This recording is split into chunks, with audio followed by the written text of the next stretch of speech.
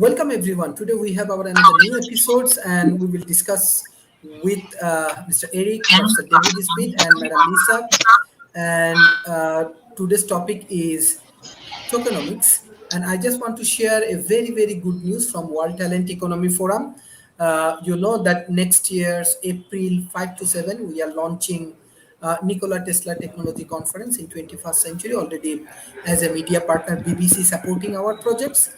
Today we have a very good news. European Innovation Alliance, they are actually sponsoring whole of our projects and beside that many largest corporations from South Asia, largest universities, all of the government agencies, they are collaborate with World Talent Economy Forum and we are doing lot of projects. You know that Asia Pacific, there are a lot of people, 40% populations around the world live in Asia Pacific. So we are actively engaged with the people for developing entrepreneurial ecosystem. So those who are interested to join in our lab, talent economy lab, it's open and everybody can join. And all of your discussions, we make it projects, we make it more effective, and we are uplifting the developing nations community. So thank you everyone for supporting World Talent Economy Forum. First, I would like to give chance Mr. Eric for discussing to this topic. So Eric. So today we're talking about training. Coming up, though, in a few weeks, we've got Steve Thomas, who's writing the book Tokenomics, along with a panel of people talking tokenomics. I'm excited with the group we have on here. I'm especially excited to have Lisa Chandler here. For those that don't know from the gaming side, she started Workshop.games, and I'm trying to convince her to move Workshop.games as one of the components into the World Talent Economy Forum lab, because that framework is what we're talking about today. It's really talking about a platform of training, because if you have standard training where people need to learn programming and people need to learn business, and the metaverse has everything from telecommunications and web development to parallel computing, anything you can think of, and as advances come, all that part is part of the metaverse. But the real key to the metaverse today is there's a lot of stuff out there right now. Almost daily I have conversations about taking this blockchain and mixing it with this front end and using this development environment and connecting it to this wallet and putting it into this game. And so all the pieces are there, but there's not really a good place to go say, how do I put them together? You can go find out about individuals. And a lot of what I've learned in the metaverse has been talking to people like this in chat rooms and on the phone and on Zoom. And, I do research on this stuff. So I'm writing a 20 to 30 page paper right now on this. And as I'm looking at papers, I'm not looking for anything older than 2018, and that's old stuff. So the biggest problem we have with the metaverse is just where do you go? And so a lot of that training really has to do with give me a shortcut to make a transformation. Show me a shortcut how I get something done. And one of the best ways to do that is to find somebody who knows how to do it and do workshops. And so here's this workshop. And a lot of that is just getting people to understand that, oh, this is possible. The next is kind of guiding them through it, saying, how do you get from here to there? And then that can turn into kind of long courses. Then you have the full coach-based training. But training is different. When some of us started doing training, it was really like, here's a template, put it online. It's so hard to find information. If you just offered the information, you were golden, just because it was so hard to find. And then after a while, people said, oh yeah, I can find all this information. Now make it simple for me, make it streamlined. So then it became like the goal of training was to make it so you could go to one place and get all the information. And people said, yeah, but I'm bored, make it fun. So that was kind of the age of entertainment where we had to figure out ways to engage. But today, people engage in different ways for different things. So when you talk about training somebody in the metaverse, is it online? Is it live? Is it in a cohort? Do we take everybody here and say, all right, we're starting on week 1 to week 2 to week 3? Do we make content? Do we just get together? Are we using spreadsheets? So now there's all these sliders when you do a course, live, online, in person, not, listen, teach, workshop. And so the tricky part in training the metaverse is figuring out where these sliders go depending on what you're teaching. Because if you're teaching somebody how to mine land in alien worlds, that's different than if you're teaching somebody how to build a governance system like Fractally, which is different than if you're trying to build a digital twin for Siemens or something to sell something to the government. So that's the big thing, is there just is not the standard training that we've always seen. Go to school, learn this. People are looking for shortcuts to know something, to be able to do something, and putting those pieces together is tricky. So I guess my biggest takeaway is, however we've been doing training, don't think about that in the future. It's just different. But on the good side is we have a lot more tools to do training than we've ever had. But the real difficulty is finding out who's succeeding at what and making it available and delivering it in a form that people can do these short chunks to get it done. In addition to continuing what we've always done, is training people the basic skill set like business, marketing, programming, things like that. So I look forward to see what David has to say about that. Thank you. Professor David Smith. Eric, love what you were saying with that. And this topic is a great one for me, in that as I look at what we're doing with tokenomics, and you're really good training, all that needs to become part of this. But when I was in college, one of my favorite psychologists was B.F. Skinner. And he actually, back in 1972, believed that a token economic model could control behavior. And giving some unit of recognizable value, this would help people begin to invest more, to be more comfortable with investments. And this is part of the whole B.F. Skinner approach to how you encourage people to do things. That's actually where the basics of tokenism. Eric, love what you're saying. Tokenism is the science of a token economy. It covers all aspects of a coin's creation, management, and sometimes really removal from the network, as we've seen recently with all the volatility around tokens and crypto and that. And, projects need to be able to distribute their coins out to users. If not, the network will exist, but no one will be able to use it. And that's kind of where we begin to see this, because, tokenomics is really the word token economics smushed together. And it's also how you begin to understand, access, and put a valuation on the token's worth, and how it's being used there. It's really difficult to apply a single valuation model to tokens today. There's just so many variations, and as we all know on this broadcast, that market has been very volatile, and we've had swings going widely. We've also seen a big uptake in breaches with cyber criminals and others draining billions of dollars out of the token market, and it's there. And so when you look at tokenomics, what does it look at? It looks at the macroeconomics of the token. It's the collective properties of the network that the token is on, related really to relationships of the broader blockchain, and in looking at those. You also look at not just the macro, you look at the micro as well. And it's what are the individual elements that are driving change. Some of these things include things like a token's purpose, a token's functionality.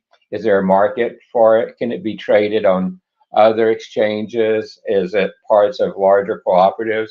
What's the token value and stability? and stability is one of the big ones there. And then how are tokens distributed and how are they given to user? Can it be rewards, an initial coin offering, airdrops, lock drops? So many different ways to do it. And, tokenomics is one that, as we look at the changes, as we look at the movement from fiat-based economies that we've talked about before to economies based on, for example, gold, which there's a current range of thought that we are going to see a new gold bullion-based economy come out as a new way to optimize trades. To what token economics does is we look at tokens as part of this. So it's a very important part of a dynamic ecosystem that's changing. Things like the conflict in Ukraine, the potential for nuclear action there, the things in Taiwan and others as we look at those instabilities. They're all coming to play as we look at token economics. And it's one that we're beginning to get more and more science based around it. We're beginning to get more and more data that's going to help us make better decisions as we go forward. So, Eric, I hope that met your requirements as we talked about this, but I think that's my first comments. Yeah, my mom worked for BF Skinner, so that's always an interesting topic for me. Thank you. Madam Lisa. That's impressive and a bit of information I didn't know about, Eric. We'll have to come back to that. Okay, so the topic is training in the metaverse, I gather. And I'm going to touch on the word training. When I hear the word training in 2022, I think of creating knowledge layers for AI to train it with information that we want it to use and presenting results back to us, which obviously makes me think back to how for decades people have been training other human beings to take knowledge layers and do what they want back with that in some fashion.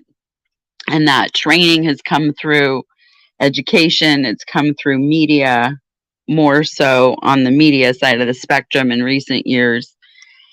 And with the development of software and user interfaces in the form of help files and, of course, videos and in some more fun cases, user groups and gatherings and so forth.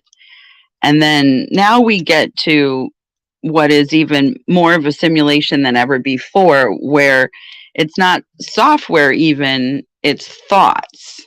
The metaverse is really a collection of people and thoughts interacting at this point. A lot of people are adding technology. A lot of people are also eating food. A lot of people are doing a lot of things.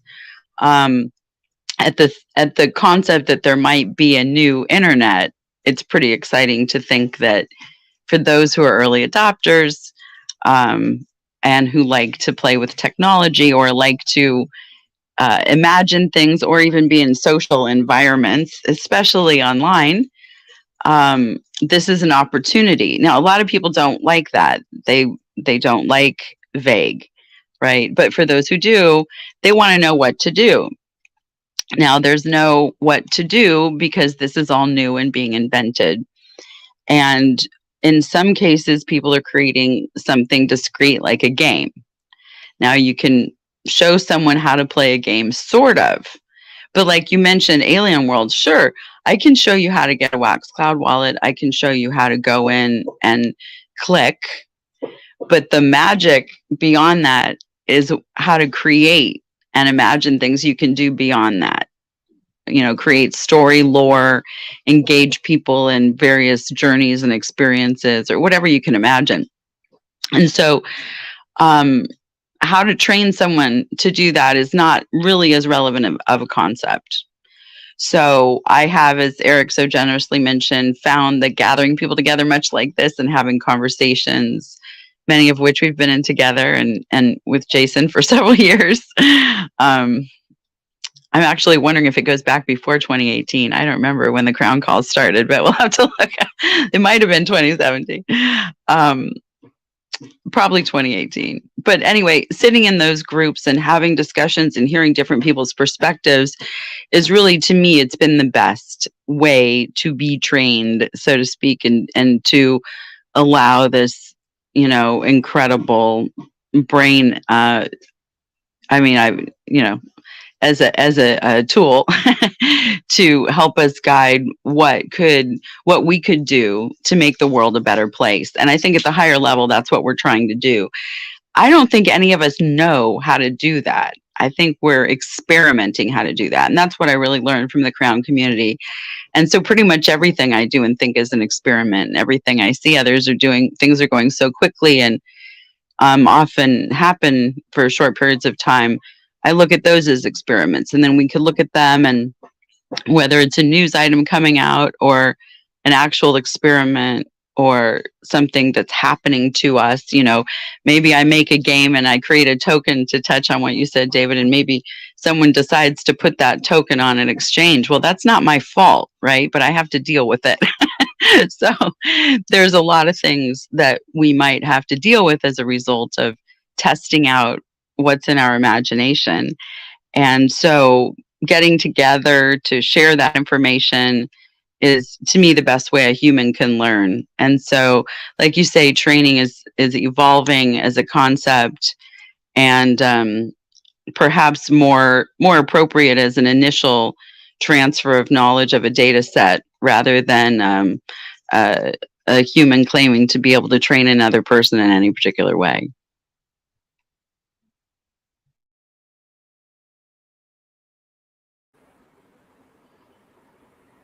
Mr. Jason. Hey, thanks for having us all on. I think what I'd add to the conversation so far is just that the metaverse is something that people train for.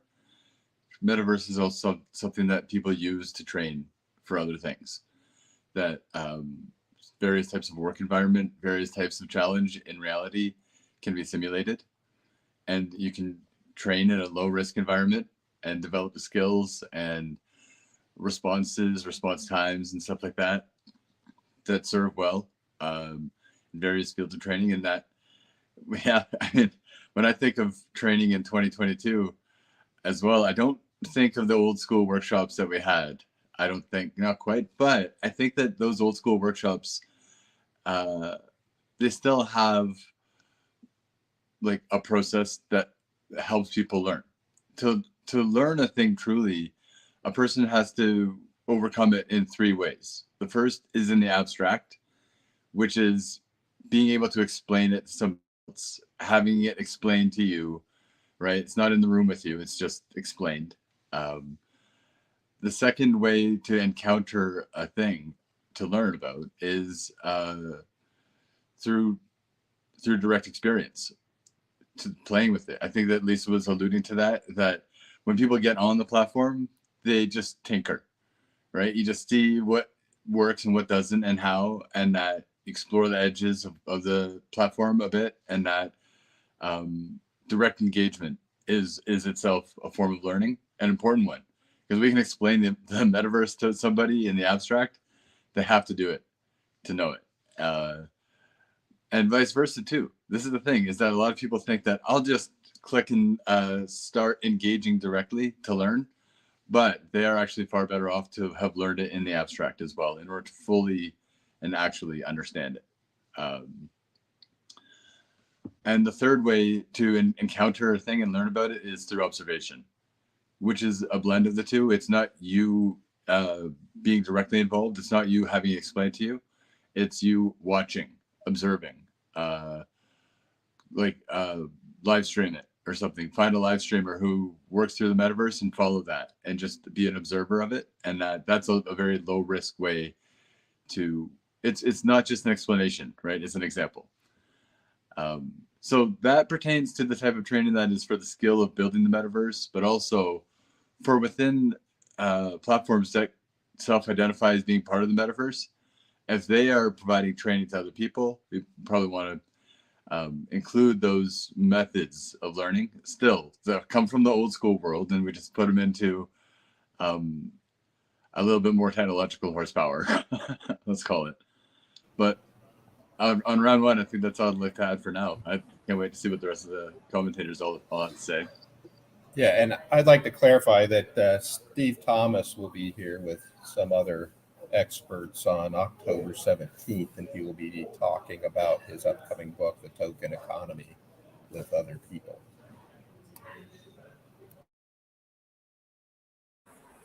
Mr. Raymond. Good morning, afternoon, evening. Happy Easter, Christmas, depending on where you are in which universe you happen to be part of at the moment. Thanks again, Sharif, for the invitation. The training the metaverse it's really quite a complex thing, because it's like trying to train people on the universe. I mean, we still have very limited capabilities to be able to, although the resources are there, but the capabilities to be able to train ourselves efficiently and effectively. So to be able to turn around and train the metaverse, if we're training the metaverse to help us, perhaps that's going to be of great assistance to us. But people moving into or beginning to understand what is the metaverse and how it will affect their lives, how it can assist their lives, how it can help move them forward, whether it be from a social standpoint, financial, sociological, is such a broad subject. It's very interesting. I'm going to briefly share my screen here and show you one of the metaverses that I've been working with. That's all right. Here we go. Let's see how I can do this. So one of the worlds that I've been learning about or making my way about is this place called Uddin world. Now you can see within this world, we have those little spots you can see there. I've got this set to airdrop so that I'm able to go in and find out what income resources are available to me. For me, this particular world is, and I've spoken about this last time, is very much like, the best analogy I've heard is walking into a stadium, having a look around, seeing what pertains most closely to you, whatever your needs or interests are, and then sort of making headway into that room space. So within this world here, we have it broken up into different income resources, which is everything from airdrops that might be available,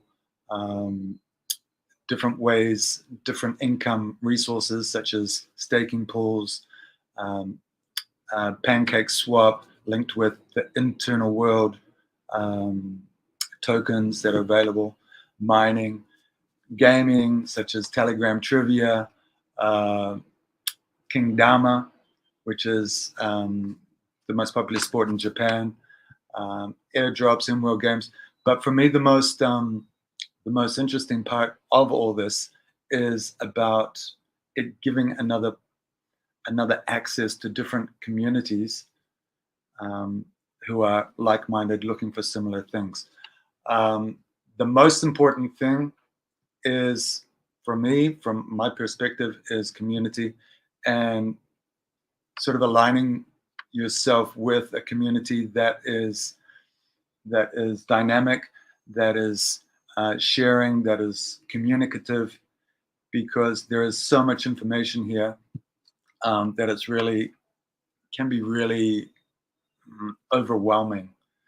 So I think I'm going to stop sharing. Hold on. Did I stop? Thank you. There are some confusion from audience because audience want to know more about tokenomics. So Professor David Smith, he's our honorable board member. So he will give some clarification and give some explanation about today's topic. Professor David Smith.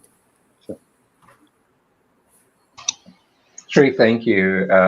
It's always interesting times to uh, see changes that happening, but metaverse training is going to be very, very popular. We've seen places where it's been deployed without being called metaverse in the past.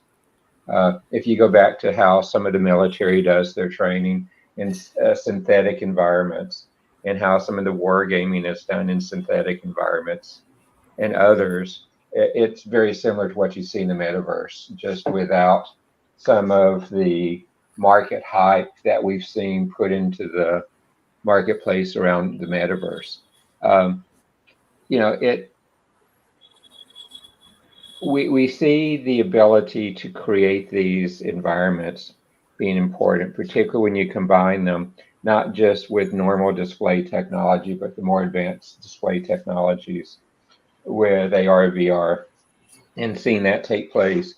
One of the best examples I've seen of this is there's an artificial intelligence company in Austin named Spark Cognition, and they have combined some of the best metaverse type training I've seen around some real skills too. For example, letting mechanics in remote locations do repair engines basically in the metaverse and in the real world combined, where they do not have those skills. And it's really going forward like that. And metaverse training is also going to be very, very important for people who have mental issues such as PTSD, because you're in this virtual environment where you can control the environments and be sensitive coming back to do things. So it's going to go. One of my companies, Universal Tutor, has a social emotional learning program using 3D conversational avatars, which is built for the metaverse. And we are finding, particularly with students in K through 12, they relate much better to being trained in the metaverse than they do being trained in a classroom on topics like social emotional learning. So there's a lot of great things about it, and it's going to be going forward. But Sharif, thank you for letting me throw a few comments on this side as well.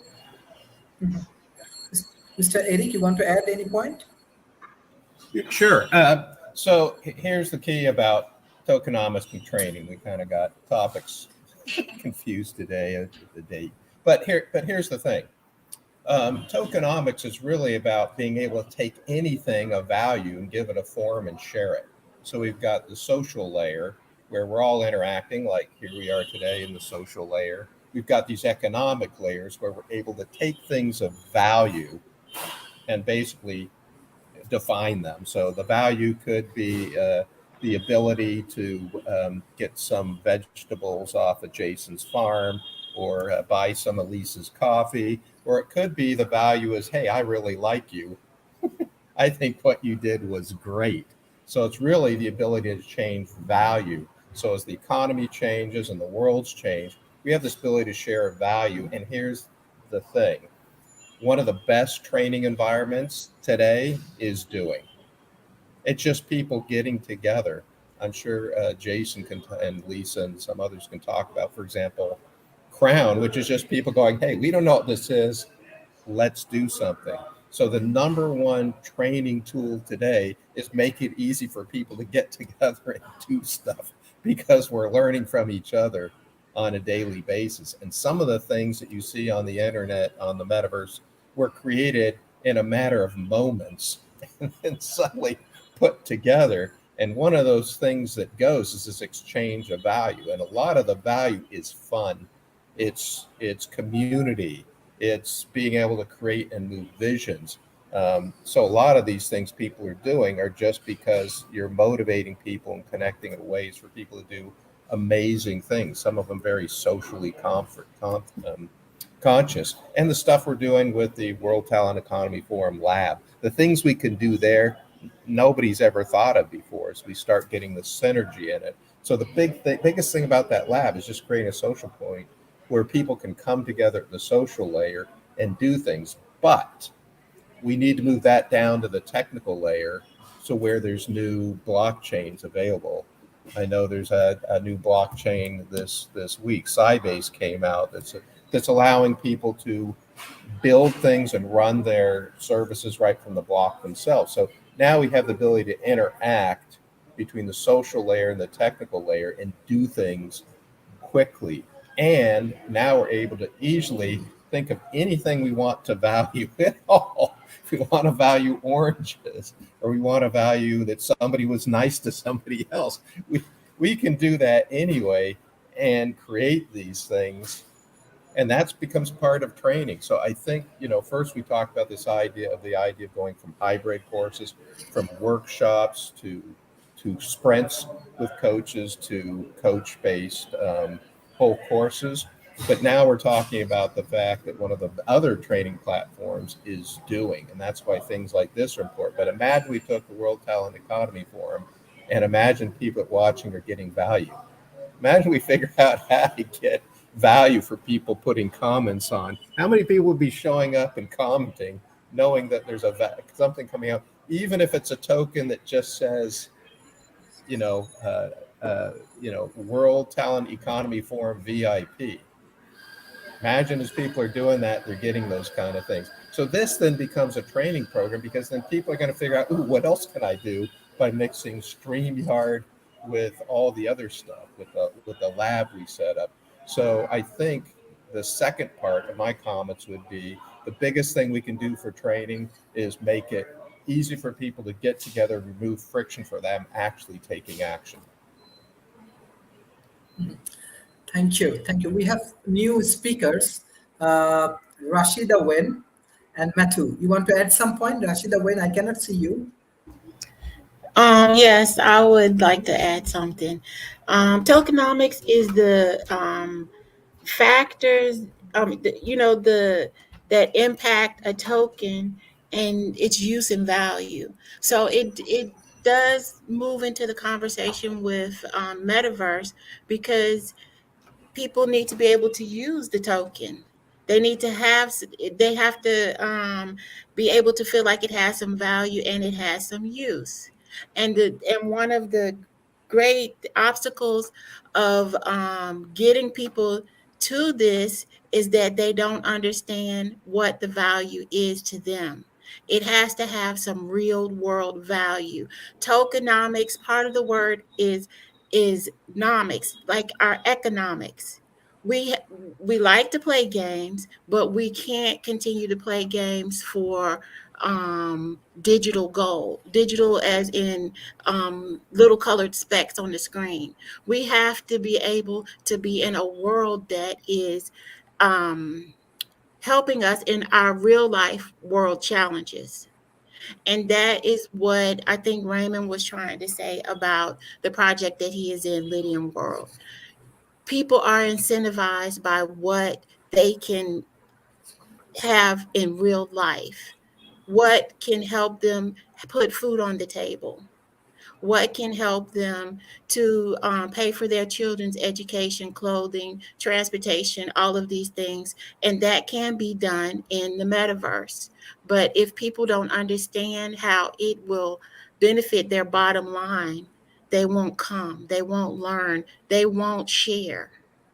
So when you have a platform where you can take care of your daily needs, you can communicate with other people in other lands, in other places, whether you're communicating on something that's has some fantasy attached to it, or real life attached to it, some type of business or some type of education attached to it, but you're still meeting your daily needs with your economics, then that is something that is going to bring people together. When they can take care of their real life world while being in an artificial world, then it's a win-win.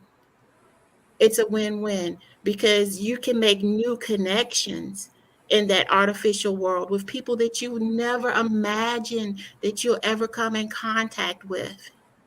You can make connections that will bring blessings to you from doors that you never thought would ever open, doors that you never thought would be presented to you because of that platform. The metaverse is an awesome thing, but if you can't get people to it, they can't understand it, and they won't get into the token. And then therefore the token has no economics to it. The token has to move. There has to be value in it. The people have to feel the value, have to see the value, and then they have to be able to use it. It has to have use. And so it's a great topic. I mean, the platform that Raymond showed you, Lydian World, I know about it. It's an awesome place, and it is making people money right now that they can use right now while they're in the game. That's what I wanted to share. Thank you, Mr. Matthew. What she said. Yes, so I'm excited because this is exactly where we're supposed to be. We should be having these type of conversations, and Rashida just broke it down because everybody is looking for real world application when it comes to tokenomics, when it comes to the metaverse, because they're one and the same. If you think about what tokenomics does, it's talking about the value of something and then bringing it to the real world, and then the metaverse is literally the blend of both the digital world and the real world put together and allowing people to participate. Now, so my background is I used to be in the financial space. I used to be a financial advisor, used to work for corporate America. I got out of that and got into the networking space, and I've been doing well with that. And I've seen the changes even with technology. Now we're on Zoom and we're all connected. That's the beauty of the world that we're in now. So even when it comes to the metaverse, it's the same thing. Like eventually we may be all in Dubai looking at our avatars saying, hey, how you doing? That's the power of the metaverse. And then if we look at even the financial side, we see that there's all this chaos going around. But in the midst of any type of chaos, there's always an advancement in technology, if you understand cycles, because that's what I look at. I look at cycles, and all we're doing is, although there's things happening in the world, if we understand the cycle that we're in, we're heading towards a great change in our technology and tokenomics and the metaverse. Those blends coming together literally can change the world. And we're a part of that movement. We're a part of that change. Think about what Bitcoin did. 2009, people didn't understand what Bitcoin was. They were like, well, what is this coin? Oh my gosh, I don't understand it. Now it went to $69,000. Now it's dropping a little bit. People now just like, oh, maybe I could have jumped in there. They didn't have the education platform. They didn't have a place where they can learn and understand this stuff. And so when I think about tokenomics, when I think about the metaverse, how we can train and how we can educate people, because I work with young people. I'm in the education system. And so I'm literally in the ground roots in the classrooms, letting kids know this is where the world is going. Like, I'm going to teach y'all this stuff, this basic school stuff, but nobody's going to remember this. Let me teach you about stuff that's happening in the real world. So there are three things. There's creation, there's connection, and then there's contribution. All of these things happen in the metaverse. We create the world that we want. We create the systems. We create the financial leverage platforms. We create all that in this system of the metaverse. And then we connect with people who are desiring a better way.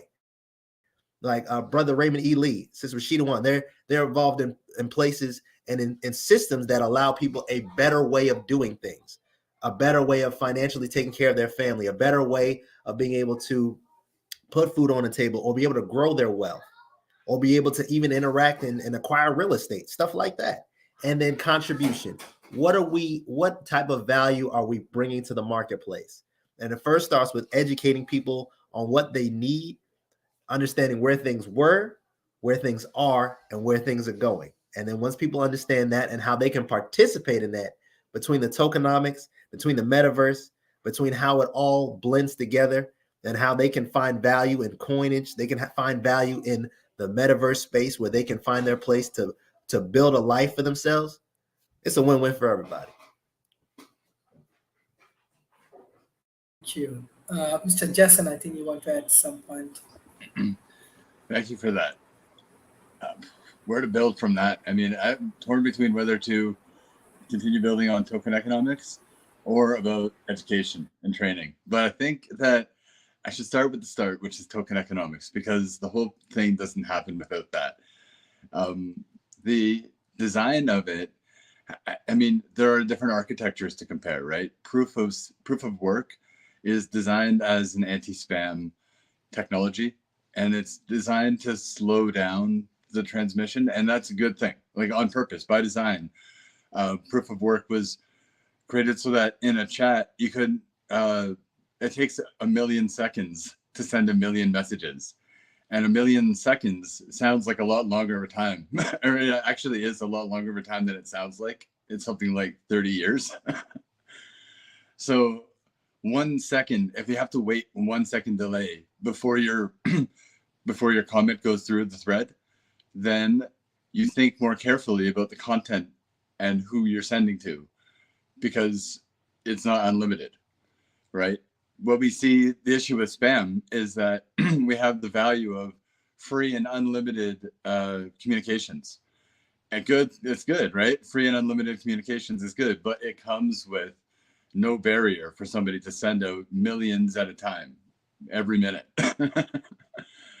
And so that's distinct from proof of stake or delegated proof of stake. As the network's incentive, right? And that the incentive is meant to provide the computing power and provide the human interest so people can make a living by creating the network. When any new network is available, it's permissionless, it's participatory, somebody who is aware at the time, they need enough advantages to have like the timing of it and the equipment for it, but they can contribute and become part of that network and draw a living from the token economics, right? That's the general premise of mining or being a block producer or being a node for a blockchain that is propagating the metaverse. It's a great life and it's a great living. I mean, people who do mining, they talk about this, about how much freedom comes with it, in that you run your computer. Okay, this is the idea. You run your computer, and that the value of what your computer is doing for the network is the job. That's fantastic. And Web3 offers an opportunity for that too, because the idea of the website being hosted all comes from one location, a server farm, right? A large centralized server farm is hosting the entire website, and it arrives to your browser from one location. The idea of a decentralized web places everything as a seed, and that if you've ever downloaded a torrent from any torrent network, you'll know that the seeds download to your machine faster when they come from more than one location, and that all of the elements of a website will load into your browser from multiple locations faster than they would from just one location. And they'll also be closer, and they'll come from regular people who are getting paid to give that to you from their regular computer. See, the thing is, when a person buys a desktop or a laptop, on average, they only use about 30% of its storage potential and 30% of its RAM, of its compute, of its capability. And that if a person owns the asset of a desktop computer, they should use like 80% of it. The 30% they would use for themselves normally, they can use for themselves. The 50% that they're now using, they're selling by hosting a tiny part of somebody else's website. It completely changes the opportunity out there for anybody who has a device to make a living from it by propagating seeds for the metaverse, for Web3. And that's a token economic construct, right? One of many token economic constructs, of which I'm sure we have not saturated the iteration variables. You know, you can change one variable on it and then run it and then see what happens. It should be thought through. But I feel as though I've used my time in this turn all on token economics, and I'll have to put a plug in all the stuff on training for another conversation, and I hope the rest of the panelists get to it. Thank you. Thank you, Mr. Jason. Madam Lisa. Well, it's a very interesting conversation. It's making me think a lot about whose responsibility is it to train people, and also the similarities between life on Earth and life in the metaverse. You know, Alien Worlds has a premise that it's a simulation of Earth's economy, but really that allows us to have a simulation of life on Earth. And those of us who can create things. And when I think about training someone, sure, you can train on the basics, but by the time I would explain something to someone, it probably would have been too late for that concept to have been highly useful in terms of turning it into real world value. But at the same time, I saw many, many people thrive in terms of real world value. So it's compelling to want to share what was witnessed, basically, with others. And then it makes me wonder about the nature of business and life on Earth and media, and how we've sort of led people into the current systems. Because if you want to have enough resources for everyone, let's just say basic resources, the things that one would feel compelled to have to spend resources on, right? Then that would require some people getting together and say, we're going to be committed to providing enough resources to everyone on Earth, whether they have that right to do that or not. Okay. And I think that those kinds of things have happened. Certainly it did in Hollywood with media, where a small number of people have had a really significant impact on affecting human behavior at wide scale.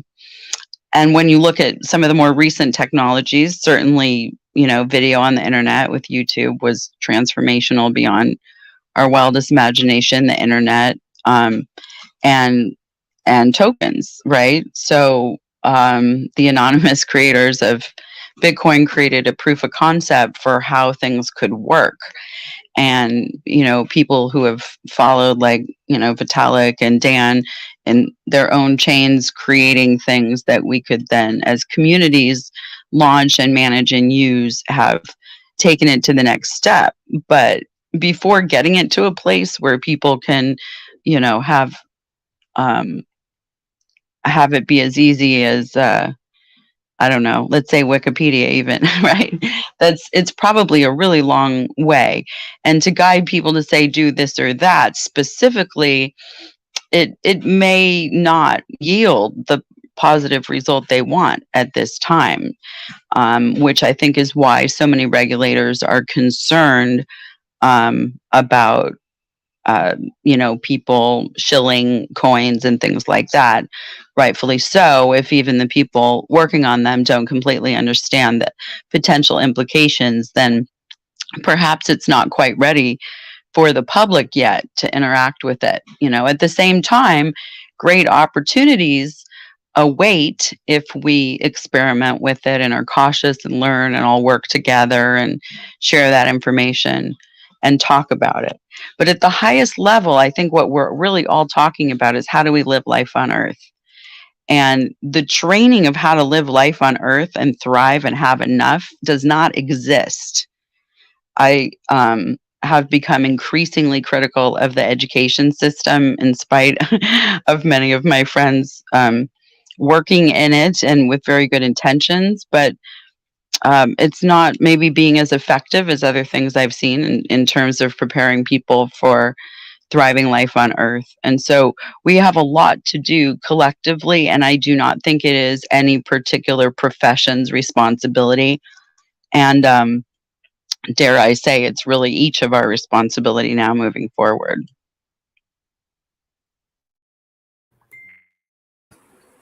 Thank you, Mr. Raymond.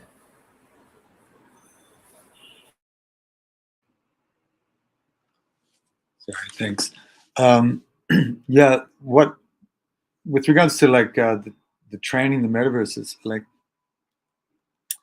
the melding of universes is going to be an interesting thing as the technology develops and we have more APIs developed that enable the interlinking of different processes or whether it be like with regards to tokenomics, or whether it be with regards to like the governance within these different metaverses, is going to be quite interesting. I don't know. I was just listening to what Lisa was saying about alien worlds and like how it's these metaverses are growing at such a rapid rate. It's really difficult to train people on what might be the fundamentals, and it's multiplied when you're starting to integrate different metaverses. So I think there's a lot that's going to happen with regards to like the regulation and governance within individual metaverses, and forming alliances, if you like, between different forms of governance or different methods of processing tensions that might occur or will eventually develop between and inside each of these metaverses. Jason was saying the 1 million second rule is not necessarily a bad rule at all, but yeah, perhaps 1 million seconds is a little long. I think there's definitely, I know that there's already technology available whereby you're able to send messages and images over the blockchain. Okay, so this is interesting in a couple of respects. Firstly, the privacy aspect of it. Privacy is becoming more and more of an issue moving forward. That's a whole nother rabbit hole. But one of the things with using this type of technology is that people are having to pay for it. So if I'm sending Jason a message saying, hey, let's go grab a beer, and I know that it's costing me X number of tokens or X number of coins, whether they be stable shit or alternate coins, I'm going to think twice before sending sort of random messages like that. But I do see the value in being able to use that type of technology for, and I would certainly, and I do pay for using these types of services. I don't know. I just think that we are at a moment with the social media where everything is a little bit blithe.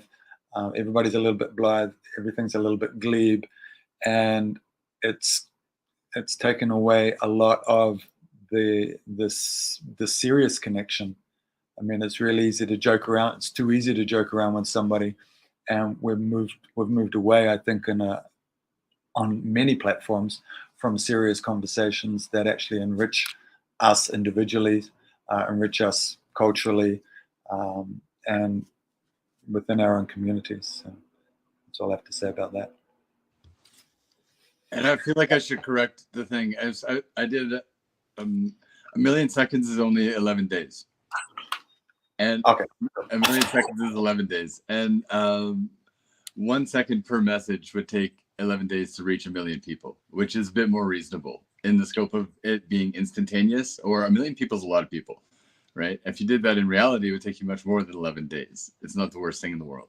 And what it would mean is that we'd all get less spam. We'd all have less time that we waste parsing out what's dangerous, really dangerous. Like there's been, as David mentioned, there's been a real uptick. And the pain in that speaks to some of the pain that you're talking about, right? The cynicism about, I can't trust this platform. I'm not participating here. I'm not giving them my email address. Nothing. It's very tenuous thing to deal with as an environmental condition. I also feel like I missed an important point about token economics. If I may have a moment to put another touch on that, but I'll hold off.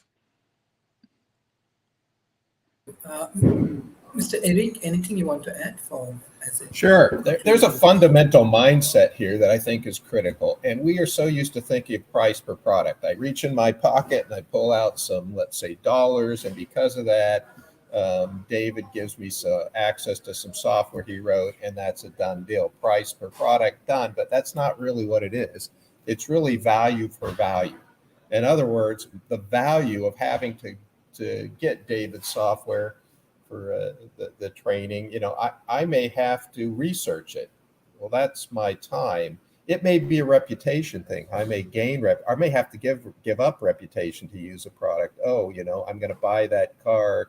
That car's not quite where I see myself. So it may cost me reputation. It may cost me time. I may have to buy another product to be able to use David's product. I can't use that training software unless I buy an upgraded computer. So it's going to cost value, my time, my attention, my research, my reputation, my dollars or coins or whatever.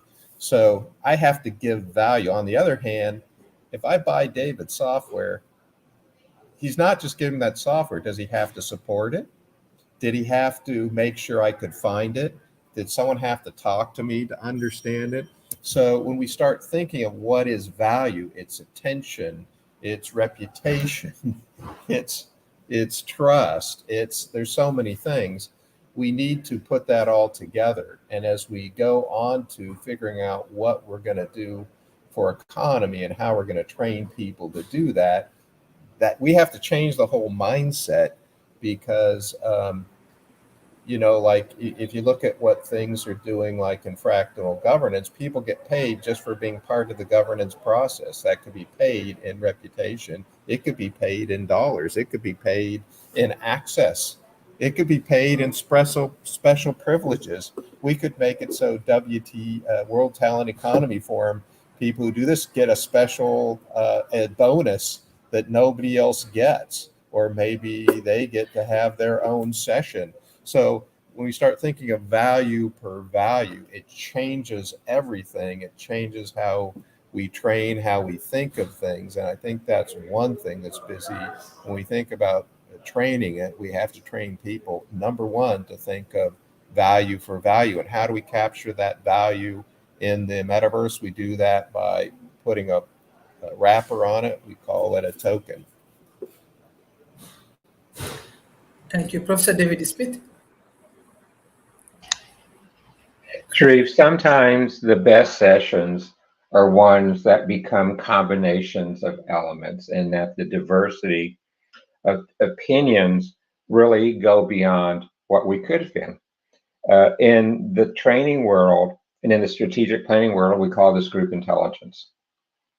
And group intelligence, in my book, is the highest way to achieve innovation, the highest way to have a corporate vision, activities come together. And what we've talked about today is a lot of ways to help us move towards that goal of group intelligence. And just through happenstance, there have been some wonderful points made today.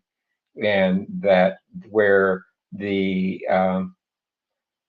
convergence of some of the modern technologies, some of the modern approaches really can create a synergy that can be used by governments, a synergy that can be used by corporations, by academic institutions, and by entrepreneurs to help create a new future and to help create a new economy where we see the world changing in a very steep Fisher-Price curve as opposed to linear growth. And it's when we look at this type of convergence of the two topics that have natural synergies between each other, we can see how great things can happen. And I've enjoyed sitting back and listening to the topic today and beginning to look at how to connect dots to create a new future and to create dots that can help advance, in particular, the economic standing of developing nations and the citizens in the developing nations. And is a great example for universities and colleges and boot camps and others in the places like that to look at how you can use innovation, how you can use technology, how you can use group intelligence to create this new future that's necessary for all of us to succeed in these times. So Sharif, thank you for letting me be part of today. Thank you. Madam Lisa, you have any concluding remarks for today?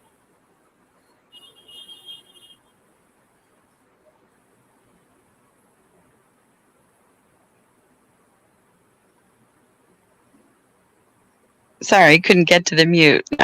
No, thank you very much also for including me, and I'll look forward to seeing you all in future conversations and workshops. Thank you. Mr. Jason? Oh no, Lisa, I was hoping you would hold the floor for a moment so I could too. Now I have to just say goodbye. I mean, network token economics depends on the utility value. Okay, so people ask sometimes, why is the price of Bitcoin what it is? And the truth is, it's the quality of the network as delivering a technology of money. Bitcoin is a technology of money that people choose to use.